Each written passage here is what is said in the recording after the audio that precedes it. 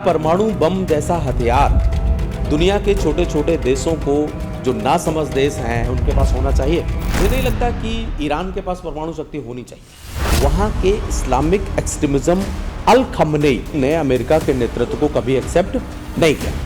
Iran मतलब है क्या? ईरान तो हमारे लिए वैसे भी मोस्ट इम्पोर्टेंट कंट्री है, क्योंकि चाबार पोर्ट, वहां से हमारा अफगानिस्तान का रास्ता, तो इसको तो हमें साथ लेके ही चलना पड़ेगा। ईरान यहाँ पर अटैक कर रहा है जहाँ जहाँ हॉर्मुज के जितने भी सराउंडिंग देश हैं, लेकिन बड़ी बात है ये इन देशों ने अब तक ईरान के ऊपर तो क्यों?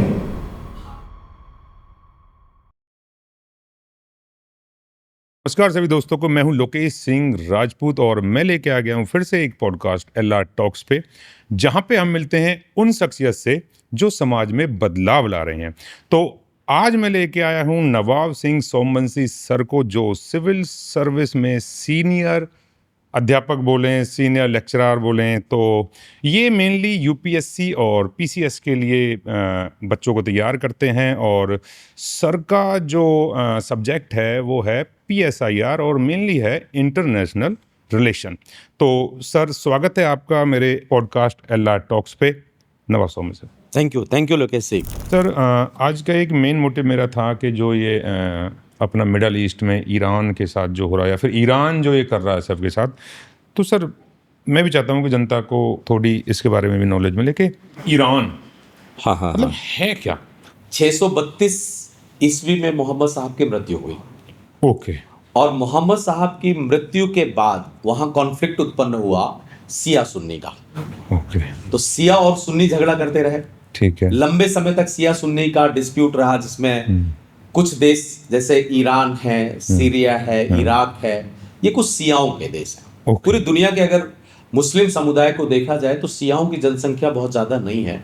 महज 15% सिया हैं और 85% सुन्नी है।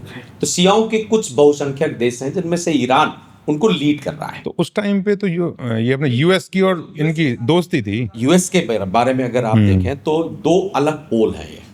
ओके। जिसको सपोर्ट यूएसए करेगा उसको यूएसएसआर कभी नहीं करेगा, कभी नहीं। और जिसको यूएसएसआर करेगा उसको यूएसए नहीं करेगा। या फिर इसको ऐसे देखा जाए कि जिसको यूएसए ने विरोध किया, यूएसएसआर उसका समर्थन करेगा। अब यूएसएसआर तो है नहीं, रसिया बना। तो रसिया एक तरीके से उसका उत्तराधिकारी है, वो वही काम कर रहा है। अगर आज के सिनेरियो में देखा जाए कि आज क्या चल रहा है, तो उसका एक मेजर रीजन ये है कि मध्य पूर्व के जितने देश हैं उनमें से जितने वहां के राजशाही हैं, उन्होंने अमेरिका के नेतृत्व को एक्सेप्ट कर लिया। ओके। लेकिन ईरान के अल खमनेई ने अमेरिका के नेतृत्व को कभी एक्सेप्ट नहीं। अब अल खमनेई या ईरान अपने अस्तित्व को बचाए रखने के लिए वो एटॉमिक पावर जनरेट करेगा। वो सोचेगा कि मैं परमाणु शक्ति संपन्न अगर राष्ट्र नहीं बनता हूं तो दुनिया मुझे जीने नहीं देगी। उसने परमाणु शक्ति बनने का प्रयास करना शुरू किया। इसको लेकर के यूएस ने उनके ऊपर दबाव बनाना शुरू किया, और वो दबाव अभी आज आप देख रहे हैं कि एक युद्ध में तब्दील हो गया। तो ईरान के ऊपर जो अटैक हो रहा है वो दो कारणों से हो रहा है। एक कारण तो यह है कि वहां पर इस्लामिक स्टेट है जी, जिसको हटाना है। दूसरा कारण यह है कि वो इस्लामिक स्टेट अमेरिका को समर्थन नहीं करता, या अमेरिका कहने पर नहीं चलता। अमेरिका का गुमस्त नहीं है। अमेरिका का गुमस्त होता तो अमेरिका का पेट्रोलियम पर नियंत्रण रहता, लेकिन वो ऐसा करने नहीं दे रहा। इस कारण से वो ईरान को नष्ट करना और वहां पर एक नई सरकार को लेकर के आने का अमेरिका पूरा प्रयास कर रहा है। इंडिया और ईरान की दोस्ती के बारे में आप क्या बोलना चाहिए? देखिए, ईरान का समुदाय और इंडिया जी, इनकी दोस्ती इतनी पुरानी है जिसकी कोई तारीख नहीं है। ओके। मतलब आप ऐसा कहें कि शुरू से हम दोस्त हैं। ईरान बेसिकली आज एक इस्लामिक स्टेट है। शुरू में ये इस्लामिक स्टेट नहीं था। ये 7वीं शताब्दी से पहले एक पारसी राज्य था। अच्छा। पारसी, आपने फारस सुना हो, तो ये पारसी हुआ करते थे। लेकिन जब यहाँ पर इस्लामिक ने अपना नियंत्रण किया तो पारसियों को भगाया गया वहां से। ओके। तो हमारी जो सभ्यता है, आप देखते होंगे कि हमारे यहाँ पर बहुत सारे शब्द फारसियों के, जैसे हम बाजार शब्द का प्रयोग करते हैं। हाँ। ये बाजार शब्द हमारा फारसी से आया। ओके। जैसे बहुत सारे शब्द इंडिया में फारसियों के मिल गए। तो फारसियों के साथ जब कत्लेआम किया गया तो वो वहां से भागे, और वहां से भाग करके इंडिया आए। अच्छा। इंडिया के गुजरात के एक राजा के साथ वो मिले। वहां पर राजा से उन्होंने रुकने की जगह मांगी कि साहब हमको रुकने दिया जाए। जी। चूंकि राजा ने ये इंडिकेट किया कि हमारे यहाँ तो रुकने की कोई जगह है नहीं, अब हमारे पास जितने लोग रह सकते हैं उतने हैं हमारे राज्य में, अतिरिक्त लोगों को निवास करने के लिए कोई जगह है नहीं। लेकिन सांकेतिक तौर पर उन्होंने एक बाउल रखा उनके सामने, दूध से भरा हुआ बाउल रखा। अच्छा। और उन्होंने कहा देखिए ये सब बाउल भरा हुआ है, अब इसमें तो कोई और दूध या पानी मिलाया नहीं जा सकता, ये भरा हुआ है। लेकिन पारसी बड़े इंटेलिजेंट होते हैं, उन्होंने उसमें एक कटोरी चीनी अच्छा उस दूध में मिला दी और ये कहा राजा से कि हम जिस तरीके से ये चीनी इस दूध में घुल गई ऐसे ही हम आप में घुल जाएंगे। और सच भी यही साबित हुआ। पूरे इंडिया में आप देखिए पारसी जहां भी है उसने इंडिया के विकास में ही मदद की है। ओके। तो ये जितने पारसी हैं ये सब ईरान से आए हुए हैं हमारे। कुछ उदाहरण होंगे पारसियों के जो जैसे कि आप टाटा को देख लीजिए। अच्छा, रतन टाटा साहब। हाँ, ये पारसी हैं। बहुत सारे लोग ऐसे हैं जो पारसी समुदाय के हैं और हमारे इंडियन इकोनॉमी को ग्रो कर रहे हैं। पारसियों और यहूदियों ने खूब अर्थव्यवस्था को मजबूत करने का प्रयास किया है। तो हमारी इस ईरान के लोगों से बहुत पुरानी मित्रता है। सर, जैसे आपने बोला कि ईरान हमारा बहुत ही प्राचीन काल से दोस्त रहा है। हाँ। और अभी हमारे मोदी जी युद्ध से 2 दिन पहले इजराइल गए हुए थे। वहाँ पे उनके संसद में भाषण चल रहा था, तो इजराइल के जो प्रेसिडेंट हैं उन्होंने बोला कि मोदी जी मेरे दोस्ती नहीं, ये तो मेरे ना बड़े भाई हैं। तो अब ईरान भी दोस्त हो गया और फिर इजराइल भी दोस्त हो गया, और जैसे ही वो वहां से आते हैं युद्ध स्टार्ट। लेकिन वहां से आने से युद्ध स्टार्ट होने में मोदी जी का कोई रोल नहीं है। ओके। मोदी जी अपने राष्ट्रीय हितों के लिए इजराइल गए हुए थे। इजराइल के साथ हमारे अपने रिलेशन है, ईरान के साथ हमारे अपने रिलेशन है। ये उनका इत्तेफाक है कि मोदी जी जिस दिन लौट करके आए उस दिन युद्ध हो गया। उसमें मोदी जी का कोई रोल नहीं था। हाँ, वो अलग बात है कि उनकी अपनी पॉलिसी, क्योंकि मान लीजिए हमारे यहाँ पर अमेरिका का राष्ट्रपति आए और वापस जाए और पाकिस्तान और इंडिया का लड़ाई हो जाए उसी दिन, तो क्या इसमें ट्रंप का कोई रोल होगा क्या? तो मोदी जी का उसमें कोई रोल नहीं है। हाँ, ये बात जरूर है कि इजराइल और ईरान के बीच में शत्रुता है। इजराइल और ईरान की शत्रुता का हमारी उन दोनों से दोस्ती में कोई फर्क नहीं पड़ता है। इनफैक्ट यहाँ तक कि इजराइल और अरब, इसमें आप फिलिस्तीन कहिए, ये दोनों एक दूसरे से लड़ रहे हैं। लेकिन हम 2 नेशन थ्योरी को आज भी कहते हैं। हम भी अरब को, फिलिस्तीन से भी तो दोस्ती है अपनी। बिल्कुल, फिलिस्तीन से हमारी दोस्ती है और इजराइल से भी हमारी दोस्ती है। इजराइल से दोस्ती हमारी कुछ दिनों से बढ़ी है, ये आप जरूर कह सकते हैं। वर्ष 2015 के बाद से इजराइल के साथ हमारी नजदीकियां ज्यादा बढ़ी हैं। उसके हमारे अपने नेशनल इंटरेस्ट हैं, क्योंकि इजराइल से हमें बहुत सारी टेक्नोलॉजी मिलती है, हमें स्मार्ट फेंसिंग के लिए काम मिलता है। इजराइल के पास एक अच्छा फेंसिंग सिस्टम है। तो हमें वो सारी चीजें मिल रही हैं, तो स्वाभाविक सी बात है हम अपने राष्ट्रीय हितों के आधार पर काम करेंगे और इजराइल से हम दोस्ती कर रहे हैं। तो सर, जैसे ये अभी खामनेई साहब की डेथ हुई और जो हमारे फॉरेन मिनिस्टर हैं वो अपने विक्रम साहब, हाँ, तो सर 4 से 5 दिन लगा दिए उन्होंने एम्बेसी में जाके और बोला कि विक्रम हमें भी, जो हमारे सचिव हैं जी सचिव हैं, हाँ सचिव सेक्रेटरी हैं विक्रम साहब, विदेश सचिव। मतलब आपको नहीं लगता कि 4-5 दिन लगा दिए जाके बोलने में कि भाई हमें भी खेद है खामनेई साहब नहीं? देखिए, विदेश नीति बेसिकली गृह नीतियों पर आधारित होती है। ओके।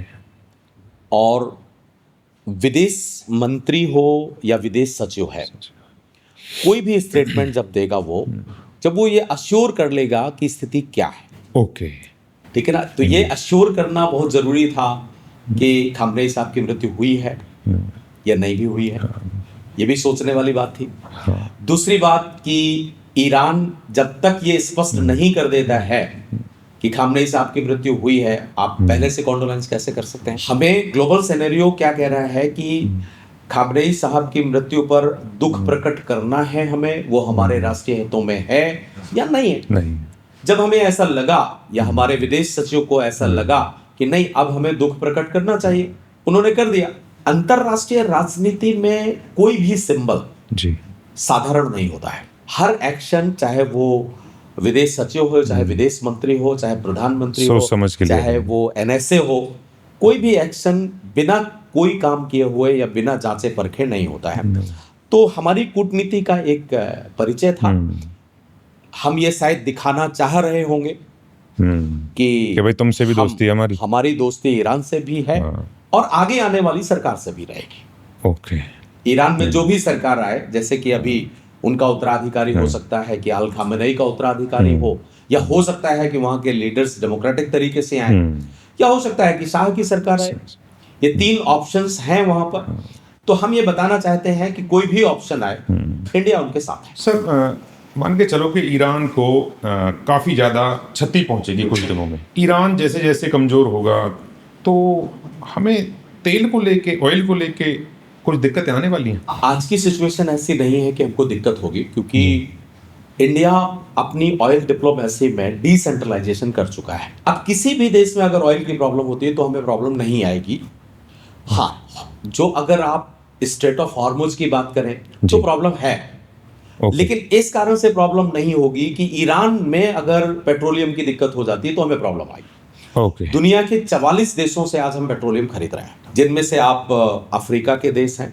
20% पेट्रोलियम लगभग हम अफ्रीका से खरीदते हैं, हम लैटिन अमेरिका से खरीदते हैं, ओपेक से खरीदते हैं, सऊदी अरब, यूएई और रसिया से भी हम पेट्रोलियम खरीदते हैं। लेकिन अगर आप मिडिल ईस्ट से पेट्रोल लाते हैं तो आने का रास्ता एक बचता है, वो है स्ट्रेट ऑफ हॉर्मुज। अगर ईरान वहां पर स्ट्रेस जनरेट करता है जी, तो पेट्रोलियम के जहाज आ नहीं पाएंगे। तो वो प्रॉब्लम जितने भी एशिया के देश हैं उन सबको भुगतनी पड़ेगी, चाहे वो चाइना हो, चाहे जापान हो, चाहे वो ऑस्ट्रेलिया हो, कोई भी देश, सबको भुगतनी पड़ेगी। अब इंडिया को भी भुगतनी पड़ेगी, स्वाभाविक सी बात है। लेकिन उसका अल्टरनेटिव भी हमारे पास है। जो चेन्नई है, चेन्नई टू व्लादिवोस्तोक हमारा एक कॉरिडोर है।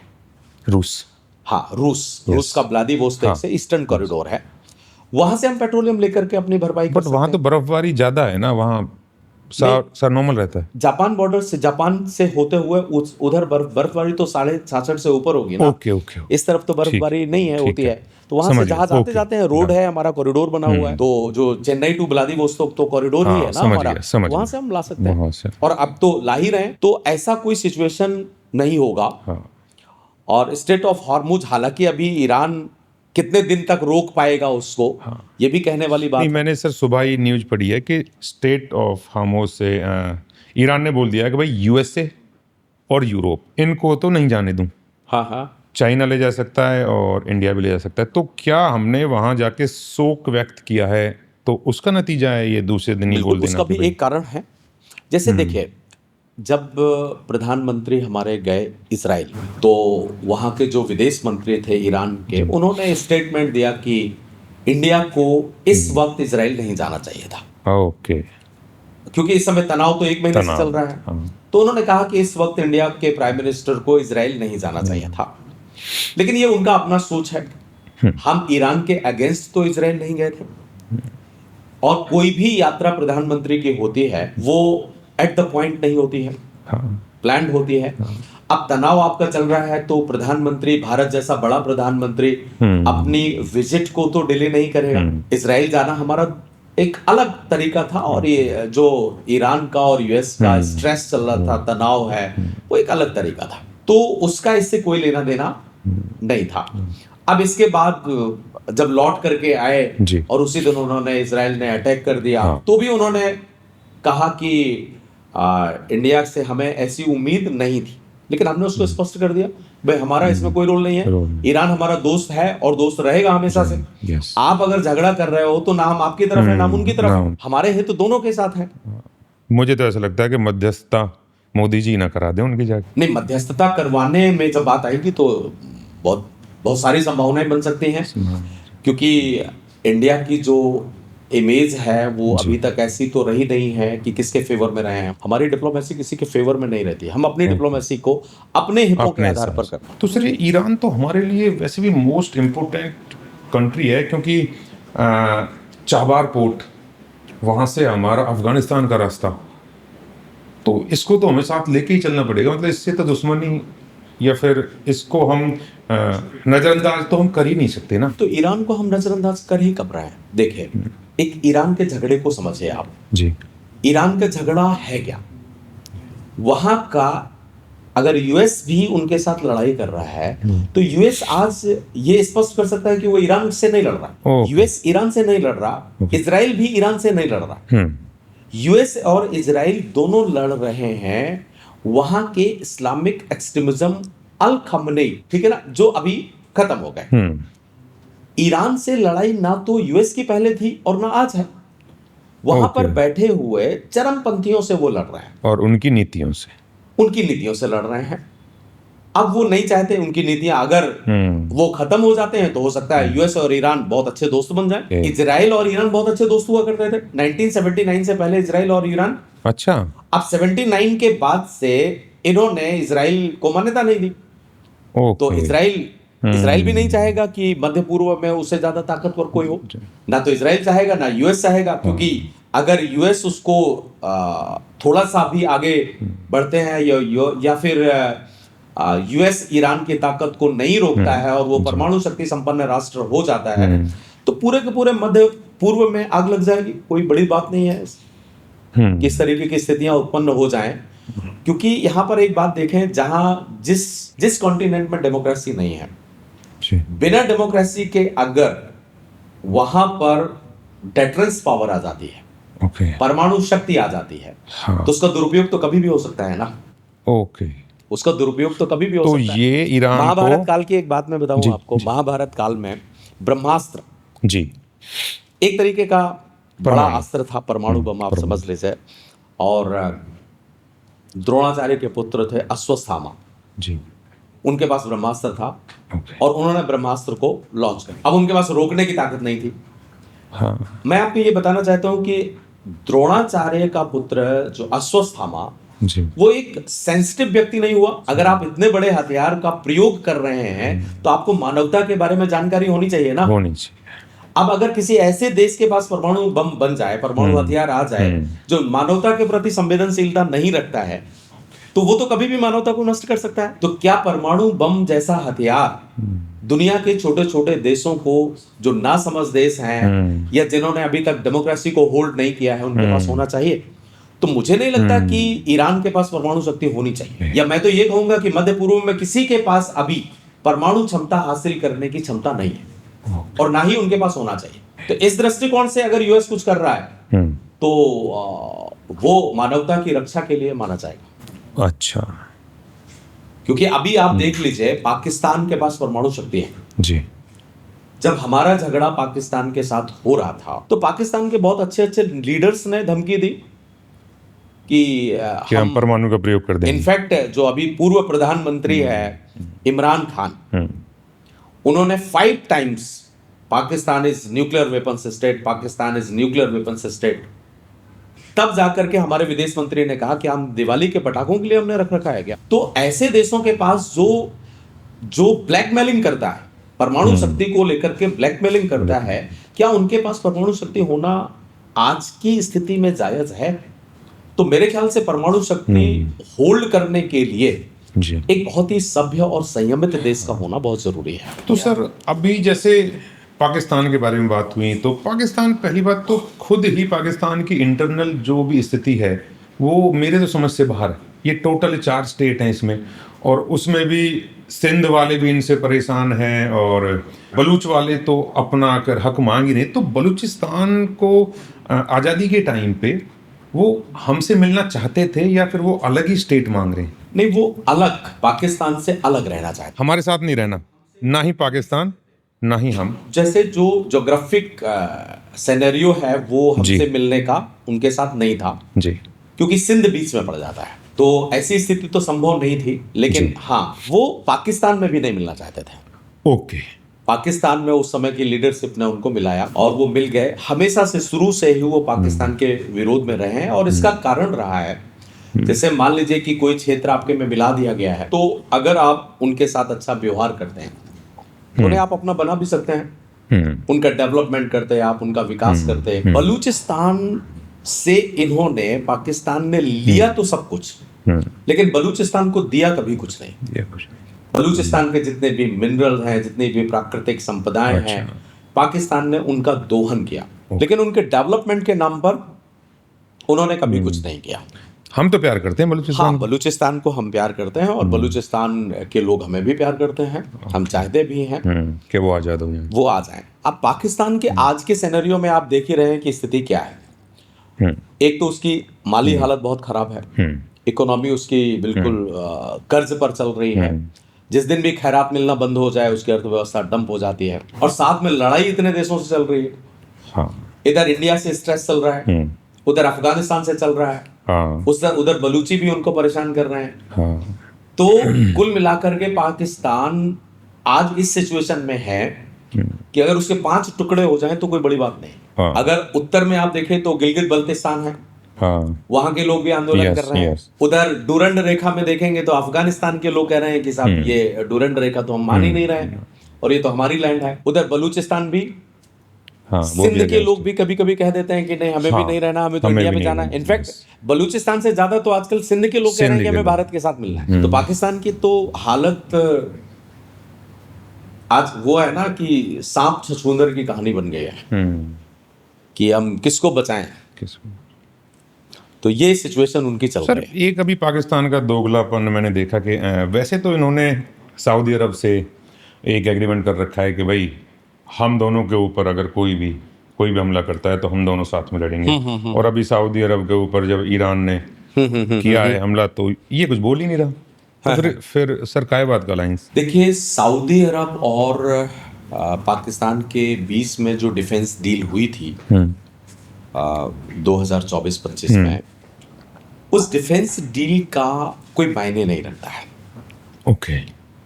अगर आप सामान्य सैन्य हथियारों के बारे में देखेंगे तो सऊदी अरब के पास पर्याप्त मात्रा में है और सऊदी अरब का कोई दुश्मन नहीं है। अगर ऐसा देखा जाए कि उसको किसी से सुरक्षा की जरूरत है, इनफैक्ट ईरान छोड़कर, ईरान और सऊदी अरब की दुश्मनी रही है, शुरू से ही रही है। तो यहाँ बड़ी समस्या ये है कि पाकिस्तान ईरान को भी अपना दोस्त कहता है और सऊदी अरब के साथ जाकर के वो डिफेंस डील करता है। तो इससे सऊदी अरब और पाकिस्तान के बाद डिफेंस डील होने से पाकिस्तान और ईरान के बीच दुश्मनी बन गई। अगर आप सऊदी अरब के साथ डील कर रहे हो तो सीधी सी बात आती है आप किसके विरोध में जाके कर रहे हैं, क्योंकि सऊदी अरब का दुश्मन कौन है? वो है ईरान। अगर आप थोड़ी सी छुटपुट बातें देखें जो अभी कुछ दिनों पहले यूएई और सऊदी अरब के बीच में हुई हैं, लेकिन उसको कोई दुश्मनी जैसी बातें नहीं कहेंगे। तो सऊदी अरब और ईरान का कॉन्फ्लिक्ट है। पाकिस्तान अगर सऊदी अरब के साथ डिफेंस डील की तो इसका स्पष्ट मतलब है कि ईरान के विरोध में वो जाएगा, तो उस डील का कोई मतलब नहीं रह जाता है। दूसरी बात, अगर आप अपने रेस्पेक्ट में कर रहे हैं कि हमको कोई नुकसान है क्या, सऊदी अरब तो हमारा भी दोस्त है, तो सऊदी अरब हमारा दोस्त आज भी जैसा है वैसा पहले भी था। पाकिस्तान और सऊदी अरब की डिफेंस डील से हमें कोई फर्क पड़ने वाला नहीं, क्योंकि अगर पाकिस्तान एटॉमिक पावर है, सऊदी अरब तो एटॉमिक पावर है नहीं। अगर पाकिस्तान एटॉमिक पावर का यूज इंडिया के अगेंस्ट करता है तो सऊदी अरब का उसमें कोई रोल है नहीं। तो ऐसी स्थिति में हमारे लिए उसका कोई मतलब नहीं है। सऊदी अरब हमारा दोस्त है और वो पहले भी था। इनकी डिफेंस डील से हमारे लिए कोई फर्क नहीं पड़ता। इजराइल अगर सऊदी अरब के अगेंस्ट जाता है तो पाकिस्तान क्या सऊदी अरब का साथ देगा, और अगर देगा तो क्या करेगा? तो इजराइल पावरफुल देश है और इजराइल के साथ यूएसए है। अगर सऊदी अरब यूएसए का पावर इजराइल के पास में है तो पाकिस्तान के हथियारों तो स्वाभाविक सी बात है, कोई मतलब ही नहीं। पाकिस्तान से हमारा युद्ध हो या फिर कोई भी जैसे कश्मीर मुद्दा हो और यूएन में हमारी परमानेंट सीट को लेके बातें हो, तो सर ईरान ने हमारा हर मुद्दे पे साथ दिया। तो क्या आपको नहीं लगता कि हमें अभी मध्यस्थता की बात स्टार्ट करनी चाहिए और दोनों को शांत करना चाहिए? देखिए, यहाँ दो अलग बातें हैं जी। हम जब बात करें ईरान की जी, तो ईरान के साथ हम हमेशा साथ रहे हैं। हाँ। और ईरान ने हमारा हमेशा मदद किया है और हमने ईरान का मदद किया है। ओके। दोनों एक दूसरे के साथ रहे हैं। चाबहार पोर्ट ईरान में सबसे ज़्यादा बड़ी ज़रूरत हमारी है। हाँ। क्योंकि हमें अगर सेंट्रल एशिया में जाना है या हमें अफगानिस्तान को कनेक्ट करना है तो हमारे पास एक ही रास्ता है आज, और चाइना को काउंटर करना है। तो चाइना तो फिर भी मान लीजिए, चाइना को काउंटर करने के लिए तो और भी चीज़ें हैं। ओके। सेंट्रल एशिया को अगर आप पहुंचना चाहते हैं या सेंट्रल एशिया के साथ आप अफगानिस्तान पहुंचना चाहते हैं तो मेन रास्ता है हमारे पास चाबहार पोर्ट। जब तक कि हम गिलगित बल्तिस्तान ले नहीं लेते हैं, जो पाक ऑक्युपाइड कश्मीर है, वो जब तक हम नहीं ले लेते हैं तब तक हमारे पास एक ही रास्ता है। एक ही रास्ता। तो ईरान की आज हमारे लिए जरूरत एक चाबहार पोर्ट है। ओके। दूसरी और कोई बहुत बड़ी जरूरत हमें ईरान की नहीं है, फिलहाल नहीं है, क्योंकि पेट्रोलियम परचेजिंग अगर आप बात करें तो ईरान से हमारा बहुत ज्यादा पेट्रोलियम परचेजिंग अब नहीं है। अब ठीक, वो बहुत सारे टैरिफ के कारण से या बहुत सारी रणनीतियों के कारण से वो कम हुआ। अब चाबाहार पोर्ट को हमेशा बनाए रखना है अगर, तो ईरान में ऐसी सरकार होनी चाहिए। मेरा जो अपना ओपिनियन है वो ये कह रहा है कि ईरान में ऐसी सरकार हो जिसका यूएस हमेशा प्रेशर न बनाए। ठीक है, अगर आपको चाबाहार पोर्ट का प्रयोग करना है, चाबाहार पोर्ट का प्रयोग आप सेंट्रल एशिया के लिए करेंगे जी, आप अफगानिस्तान के लिए अफगानिस्तान के लिए अब बार बार अगर यूएसए उस पर प्रेशर बनाता है कि आप चाबाहार पोर्ट का यूज नहीं करें, तो हमें झगड़ा करना पड़ता है किससे?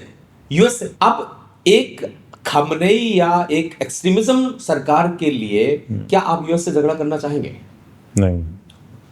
तो एक अच्छी कूटनीति तो ये है कि अगर ईरान में सरकार बदलती है और लिबरल गवर्नमेंट आती है, तो चाबाहार पोर्ट का यूज करना हमारे लिए ज्यादा इजी रहेगा, ज्यादा आसान रहेगा, तो हमें कोई समस्या नहीं। और चाबाहार पोर्ट पर क्योंकि हमारा कॉन्ट्रैक्ट है, बेहिस्ती टर्मिनल को हमने डेवलप किया हुआ है, तो यूएस के अलावा और कोई रिस्ट्रिक्शंस नहीं लगाने की कोशिश करता है। एक ये बात समझ में नहीं आ रही, जैसे अब ईरान है तो ये 7-8 देशों पे एक साथ हमला कर क्यों रहा है? मतलब दूसरी साइड से तो अभी कोई भी हमला नहीं है, जैसे कि आपने कतर को देख लो, सऊदी अरब को देख लो, या फिर दुबई पे भी हमला किया है, तो वो क्यों? उन देशों पर हमला कर रहा है जहां पर अमेरिका और इजराइल के बेस कैंप है। ओके, अच्छा, आर्मी बेस, हाँ, जहां पर उसने अपने नेवी के अड्डे बनाए हुए हैं या एयरफोर्स के अड्डे बनाए हुए हैं, वहां पर हमला कर। तो ये सिर्फ बेस पे हमला कर रहा है? नहीं, बेस पे हमला उन देशों पर। अब उसका टारगेट क्या है कि भाई आपने यूएसए को बेस क्यों बना देंगे? बट ये तो बहुत पहले बन चुके हैं। हाँ, बहुत पहले बने हुए हैं,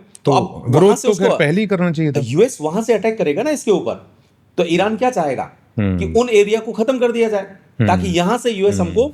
अब मान लीजिए यूएस ने वहां पर अपना बेड़ा बनाया हुआ है, अगर ईरान उस बेड़े को नष्ट कर देगा तो उस एरिया से तो नहीं हमला हो पाएगा ना। तो इस कारण से वो अड्डों को नष्ट करने की कोशिश करता है। मजेदार बात ये नहीं है कि ईरान यहां पर अटैक कर रहा है जहां जहां हॉर्मुज के जितने भी सराउंडिंग देश हैं, चाहे आप सऊदी अरब को देख लीजिए, संयुक्त अरब अमीरात है, ओमान है, कतर है, इनफैक्ट इराक है, तो यहां वो हमले कर रहा है। लेकिन बड़ी बात है, ये इन देशों ने अब तक ईरान के ऊपर कोई हमला नहीं किया। हाँ, तो क्यों? इस समय आप देखिए रमजान का महीना चल रहा है। हाँ, ठीक, अब रमजान के महीने में कोई भी रिलीजियस सिंबल्स या कोई भी धर्म गुरु वो कभी नहीं चाहेगा कि कोई नरसंहार या कोई ऐसा काम किया जाए। तो भविष्य में जाकर के जितने भी ये देश हैं, सुन्नी देश, ये हमला कर भी सकते हैं। ये नहीं, हमला नहीं करेंगे। ये सुन्नी देश ये बात कहेंगे कि देखो, सियाज की अपेक्षा सुन्नी कैसे अलग है। ओके, सियाज ने रमजान के महीने पर हमारे ऊपर हमला किया, लेकिन हमने उस हमले को सहा, जवाब नहीं दिया, हमने कोई जवाब नहीं दिया ताकि किसी व्यक्ति की हत्या ना हो सके। तो एक कारण तो ये, ताकि दुनिया के जितने भी मुस्लिम समुदाय है या दुनिया के जितने भी लोग हैं जिनकी सुन्नियों के प्रति एक नेगेटिव स्थिति बन रही है, वो थोड़ी मिनिमाइज हो जाए, वो कम हो जाए, और लोगों को ये ना कहा जाए कि नहीं साहब ये लोग टेररिस्ट एक्सपोर्ट करते हैं या ऐसा करते हैं। तो एक तो कारण ये वो कर रहा है। दूसरा एक जो व्यवहारिक कारण है, ये तो हम चलिए सोच सकते हैं कि दूर की बात हो गई कि ऐसा होगा। दूसरी बात यह है कि ये हमला क्यों करें? जब इजराइल और अमेरिका पर्याप्त मात्रा में ईरान के ऊपर हमला कर रहे हैं, तो ये अपने हथियारों की बर्बादी क्यों करें? क्योंकि जहां से ये हमला करेंगे वहीं से अमेरिका भी हमला कर रहा है, वहीं से इजराइल भी हमला कर रहा है। वो तो ये शांति से बैठे हैं और ये तर्क दे रहे हैं कि हमारी लड़ाई थोड़ी आपसे है, आप तो जबरदस्ती हमारे ऊपर आक्रमण कर रहे हो। आपकी लड़ाई अमेरिका और इजराइल से है, तो आप उनके ऊपर हमला करिए।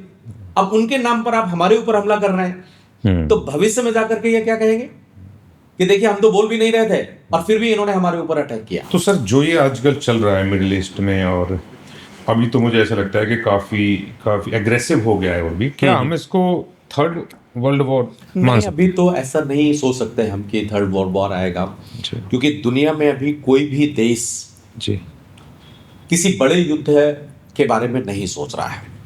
ओके, अब कोई भी युद्ध आएगा या नहीं आएगा इसका कहना इतना आसान तो नहीं होता है, लेकिन ये एक छोटा युद्ध है। छोटा युद्ध इसलिए है क्योंकि इसमें यूएस इन्वॉल्व है और कोई बड़ी शक्ति इसमें इन्वॉल्व नहीं है। जैसे आप देखिए कि चाइना है तो वो भी अपना साइड खड़ा है, डायरेक्टली इन्वॉल्व नहीं हो रहा। रसिया भी डायरेक्टली इन्वॉल्व नहीं हो रहा है, वो इनडायरेक्टली सपोर्ट है, वो सब कर रहे हैं एक दूसरे का। तो ऐसा कोई सिनेरियो अभी नहीं दिखाई दे रहा है कि ये एक बड़ा विश्व युद्ध में तब्दील हो सकता है। लेकिन अगर ये विश्व युद्ध में तब्दील होता है तब तो फिर दुनिया में बहुत बड़ी स्थितियां बन पेंगी, लेकिन फिलहाल ऐसा अभी कोई सिनेरियो बन नहीं रहा है। ये तो बात हुई कि सिनेरियो नहीं बन रहा है। अगर सिनेरियो बन रहा है तो ये हो भी सकता है। हो इसलिए सकता है क्योंकि जितने भी ग्लोबल ऑर्गेनाइजेशन आजकल वो बिल्कुल डोरमेंट स्टेज में पड़े हुए हैं। आप देखो अभी इतना सब कुछ हुआ, यूएनओ ने कोई एक्शन लिया क्या? नहीं। सिक्योरिटी काउंसिल कोई एक्शन ले रहा है क्या?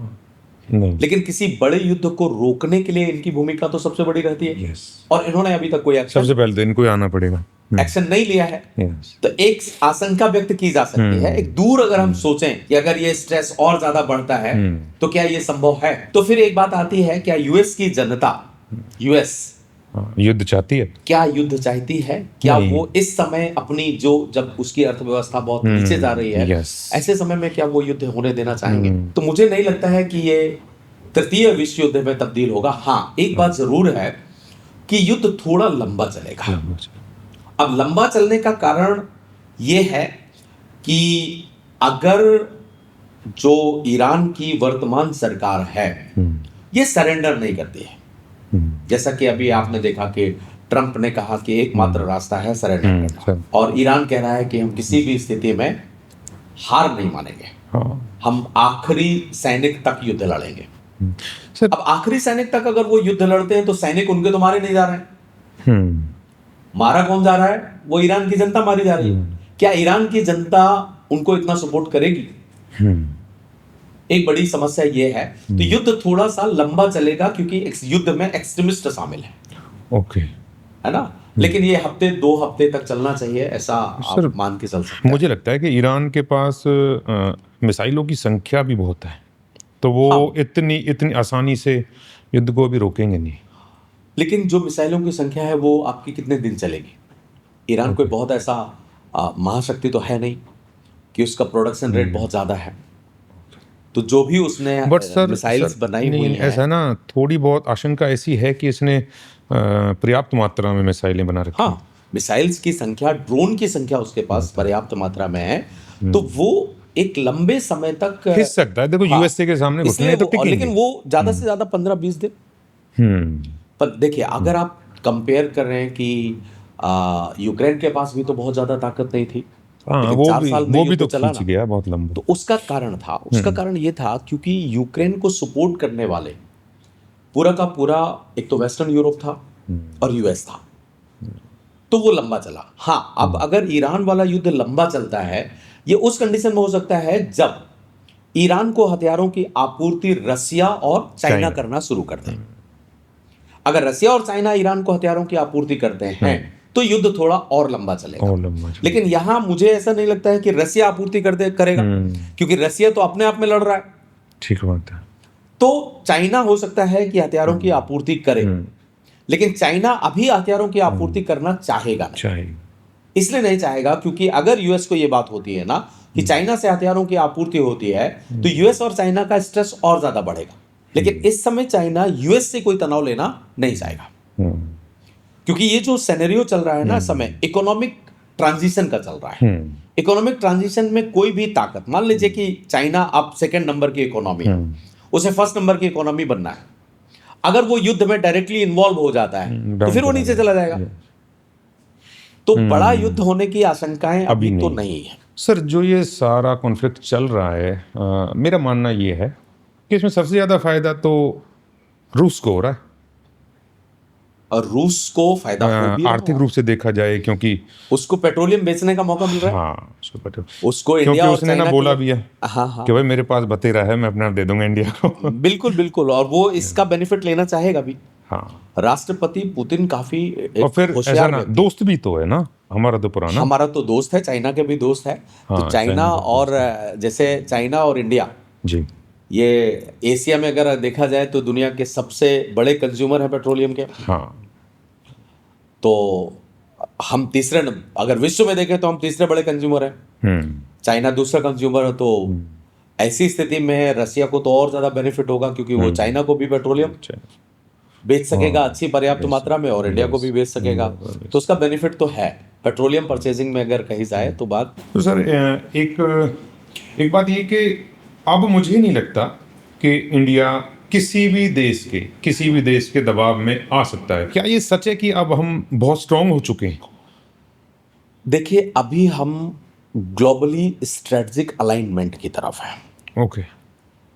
स्ट्रेटजिक अलाइनमेंट में स्थिति ये होती है कि दुनिया की जितनी महाशक्तियां हैं जी वो हमारे साथ सामरिक भागीदारी समझौता या तो कर चुकी हैं या फिर करने के लिए या वो तैयार करना चाह रही हैं। तो स्ट्रेटजिक अलाइनमेंट में दुनिया का कोई भी देश इंडिया से अलग नहीं जा रहा है। देखो आप यूएसए के साथ आप अगर देखें तो जितने भी सामरिक दृष्टिकोण से बड़े समझौते होते हैं वो सारे समझौते यूएस के साथ हमारे हैं।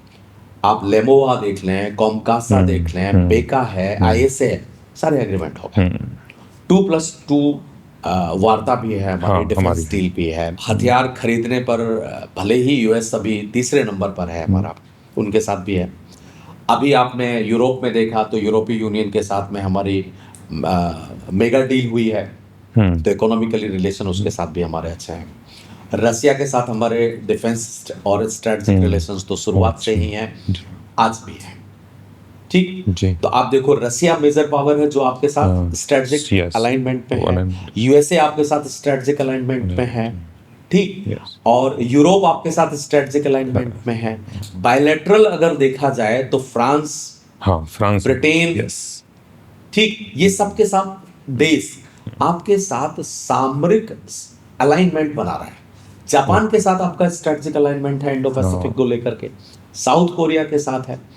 तो ऐसी स्थिति में जब दुनिया के देश आपके साथ इस तरीके का ग्रुपिंग करना चाह रहे हैं तो स्वाभाविक सी बात है कि हम स्ट्रांग हैं।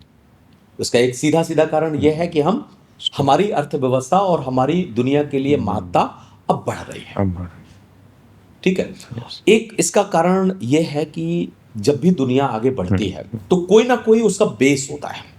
जैसे आप यूरोप के उत्कर्ष के बारे में देखें तो प्राइमरी सेक्टर में यूरोप का उत्कर्ष हुआ।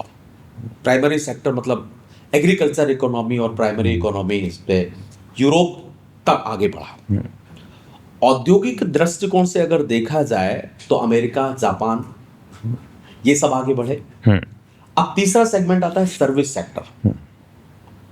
तो दुनिया में सबसे बड़ी युवा आबादी किसके पास है?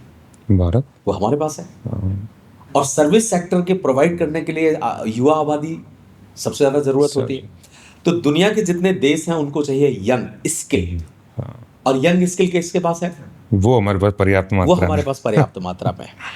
तो ऐसी स्थिति में हम आगे बढ़ सकते हैं। बस हमें काम क्या करना है? अब आप देख लो कि जैसे बड़ी बड़ी कंपनियां जो पहले चाइना में जाकर के अपना इन्वेस्टमेंट करती थी, वहां पर अपना इंडस्ट्री लगाती थी, वो सब धीरे धीरे भारत में आ रही।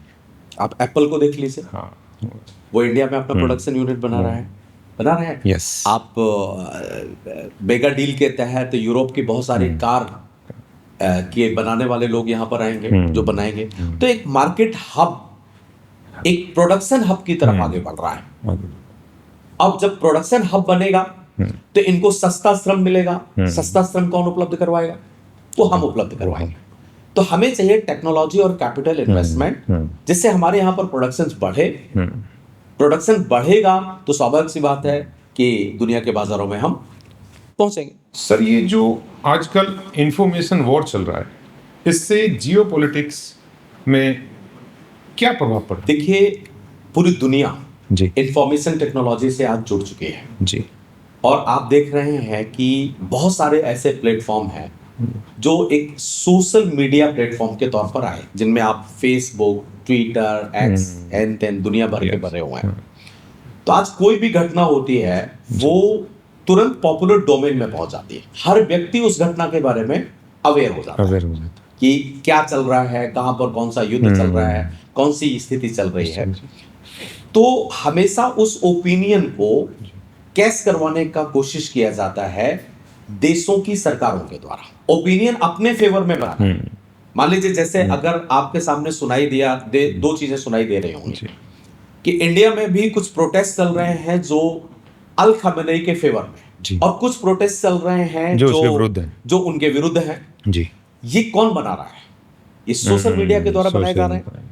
अब जब सोशल मीडिया में इस तरीके की चीजें आएंगी तो वो सरकारों को प्रभाव मिलेंगी। विशेषकर उन देशों में ये ज्यादा चलाए जाते हैं जहां की सरकारें लोकतांत्रिक होती हैं, क्योंकि लोकतांत्रिक सरकारों के ऊपर इनका दबाव बढ़ता है कि समाज में क्या चाह रहे हैं, समाज में कैसा लोग चाह रहे हैं, क्योंकि सरकारें हमेशा अपने ओपिनियंस को खराब होने नहीं देना चाहिए। और विशेषकर तब इसका इफेक्ट बहुत ज्यादा पड़ता है जब देश के अंदर कहीं चुनाव होने वाले हैं। तो ओपिनियंस अपने अगेंस्ट जाने नहीं देंगे। और ऐसी स्थिति में हमेशा एक प्रोपेगेंडा तैयार किया जाता है। तो आज एक तरीके से सोशल मीडिया या इंफॉर्मेशन टेक्नोलॉजी वॉर एक प्रकार का ऐसा युद्ध बनता चला जा रहा है जिससे बिना हथियार उठाए युद्ध को जीता जा सकता है। सर, जैसे कि आप सिविल सर्विस के लिए बच्चों को पढ़ाते हैं और बच्चों का सपना होता है ये IPS बनना, बट कई टाइम मैंने देखा है कई बार कि भाई लोगों को ना 3-3, 4-4 साल, 5-5 साल हो जाते हैं, तो उनको साइड बाय साइड भी कोई करियर लेके चलना चाहिए। नहीं, बिल्कुल सही बात है। ये कोई भी स्टूडेंट जब सिविल सर्विसेज का तैयारी करना शुरू करता है तो एक तो उसे ये देखना चाहिए कि उसने किस तरीके से शुरुआत से अपनी पढ़ाई करी है जी। और पढ़ाई के साथ साथ, क्योंकि स्वाभाविक सी बात है नंबर ऑफ वैकेंसीज बहुत ज़्यादा नहीं होती हैं, तो कंपटीशन बढ़ेगा ही बढ़ेगा। कंपटीशन में अगर आपका सिलेक्शन नहीं होता है तो इसका ये मतलब बिल्कुल नहीं है कि आप इंटेलिजेंट नहीं हैं। 500, 700, 1000 वैकेंसी हैं, तो अब ऐसा तो है नहीं देश में एग्जाम देने वाले 1000 ही लोग इंटेलिजेंट हैं। तो एग्जामिनेशन जब होता है कोई भी चीज, तो वो सिलेक्शन की बजाय रिजेक्शन के लिए होता है। कि हम किसी ना किसी तौर पर कितने लोगों को रिजेक्ट कर सकते हैं। अब इसका मतलब है कि अगर आप इंटेलिजेंट हैं तभी आपको रिजेक्ट किया जा सकता है, रिजेक्ट हो सकता है। और अगर आप रिजेक्ट हो गए तो आपके पास कोई कैरियर अपॉर्चुनिटी तो होनी ही चाहिए ना। तो दूसरा ऑप्शन तो हमेशा लेकर के चलना चाहिए आज के जमाने में। और विशेषकर जब स्थिति ऐसी हो कि जहां पर बहुत कम लोगों का ही सिलेक्शन होना है, तो civil services basically examination is not for the selection, is for the rejection. Sir, मैं भी जानना चाहता हूँ, या फिर हमारी जो ये जनता है ये भी जानना चाहेगी कि सर कितना परसेंट, मतलब कितने परसेंट का रेशियो होता है कि भाई इतने लोग सिलेक्ट होते हैं या फिर इतने लोगों ने फॉर्म भरा है, तो उसके बारे में थोड़ी। 3 से 3.5 लाख लोग एग्जामिनेशन में बैठते हैं। और उसमें से 700-800 वैकेंसीज मैक्सिमम होती हैं। 3-4 लाख में से 700 से 800 बंदे चुने जाएंगे। ठीक। अब इतने लोगों में से 700-800 लोग जो चुने जाने हैं उनका 10 टाइम्स मेंस में क्वालिफाई करवाते हैं। ठीक। तो अराउंड 8 से 10,000 बच्चे वो मेंस देंगे और फिर 700-800 चयन हो जाएगा उनका। दो चीजें आज के परिप्रेक्ष्य में अगर देखा जाए, जो वर्ष 2012-13 के बाद से, इनफैक्ट 13 के बाद से जो सिविल सर्विसेज के एग्जामिनेशन में चेंज आए हैं, वो व्यवहारिक ज्यादा हो रहा है। अगर आपके पास कुछ कंसेप्चुअल नॉलेज है और आपने समाज को बहुत अच्छे तरीके से ऑब्जर्व किया है, तो आप सिविल सर्विसेज एग्जाम पास कर सकते हैं।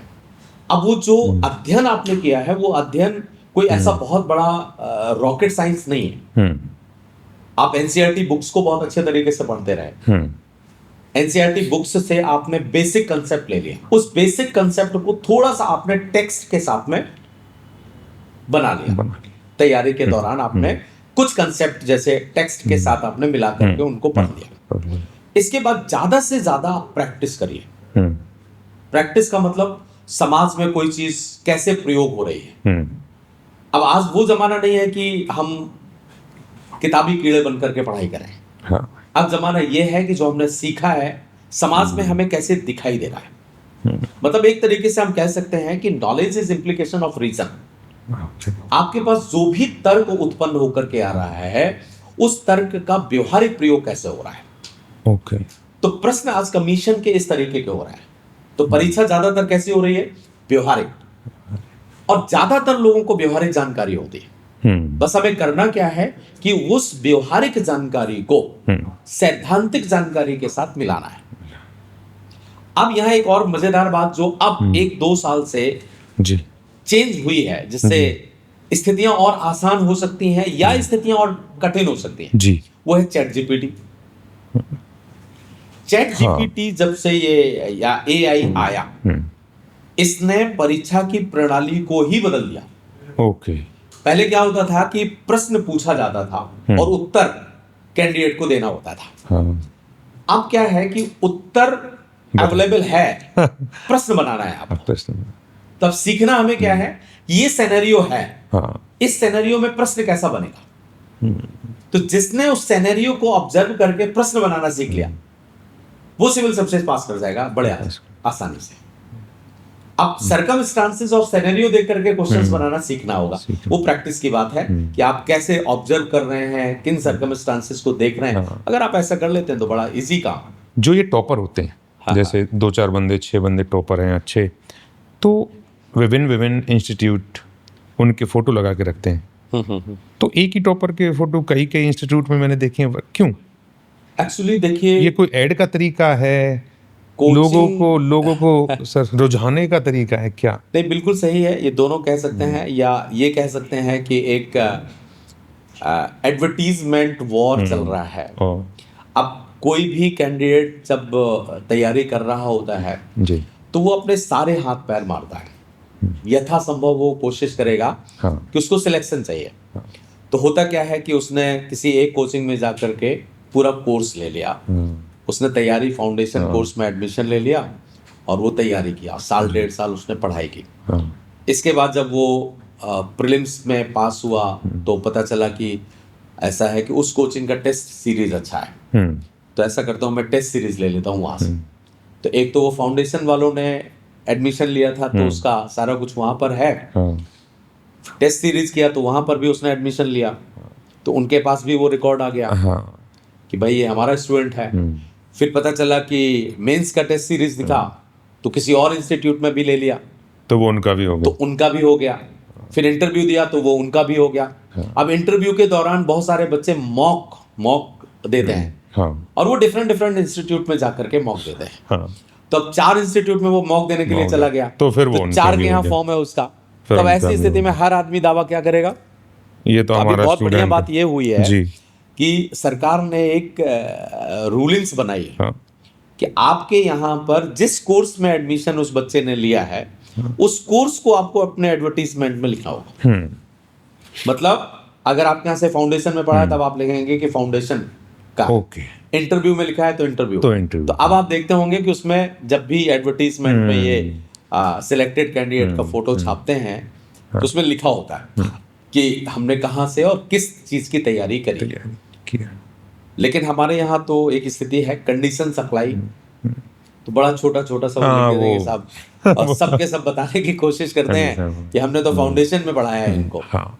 हालांकि मुझे लगता है कि बहुत ज़्यादा फायदेमंद चीज़ें ये नहीं होती हैं। फायदेमंद ये होती हैं कि कौन कैसा पढ़ा रहा है और किस तरीके से आपको पढ़ना है। 80% रोल स्टूडेंट का होता है, 20% रोल कोचिंग इंस्टीट्यूट का होता है। ये बात तो ठीक है। और उस 20% जो कोचिंग इंस्टीट्यूट का रोल है उसमें 90% टीचर का होता है। ठीक, लेकिन आजकल क्या होता है कि सबके सब इस तरीके से लगा रहे हैं और कुल मिलाकर के पढ़ाई से ज्यादा बिजनेस ऐसा बनता चला जा रहा है। ठीक है, बिजनेस, हर चीज का बिजनेस होता है एक, लेकिन बिजनेस में इथिक्स का होना बहुत जरूरी होता है और वो ज्यादातर जगहों में नहीं दिखाई दे रहा है, इसलिए ये सारी चीजें हो रही हैं। तो सबके फोटो आजकल, क्योंकि अभी तो रिजल्ट भी आया है, तो सब देखने को आपको मिल रही होंगी कि कहाँ कहाँ किसका किसका चिपका हुआ है। सर, यूपीएससी के सिस्टम में अगर आपको मौका मिले कोई एक चीज चेंज करने का, तो आप क्या करें? एग्जामिनेशन के पैटर्न पर जो भी है आपको ठीक है। जैसे जो आज का हमारा परीक्षा प्रणाली है, जी वर्ष 2013 के बाद से जो परीक्षा प्रणाली हमारी बदली है, जी वो अपेक्षाकृत पहले से अच्छी है। ओके। लेकिन अभी जो ट्रेनिंग सिस्टम है या जो हम पढ़ा रहे हैं, इसमें बहुत सारी चीजें हम ऐसी भी पढ़ा रहे हैं जिसका भविष्य में बच्चे के लिए कोई रोल नहीं है। ओके।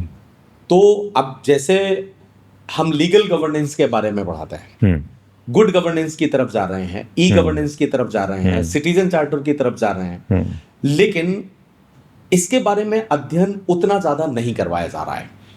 तो प्रशासनिक अधिकारी को बनाने से पहले अगर हम एग्जामिनेशन पैटर्न में ही ethical governance, good governance, e governance या समाज के बारे में जागरूकता और ज्यादा बढ़ाना, जो व्यवहारिक विषय हैं उनको और ज्यादा पढ़ाना शुरू करें, बशर्ते कि उन विषयों पर जो जिनका बहुत ज्यादा उपयोग आगे चल करके नहीं होता है या ट्रेडिशनल्स हैं, तो कुछ और अच्छा हो सकता है। सर, एक यूपीएससी की बहुत अच्छी कहावत है, it is better to know something of everything than everything of something, कि हमें सारी नॉलेज होनी चाहिए थोड़ी थोड़ी पूरे देश की। स्टडी का, अध्ययन का एक तरीका होता है, बहुत सामान्य सी बात है,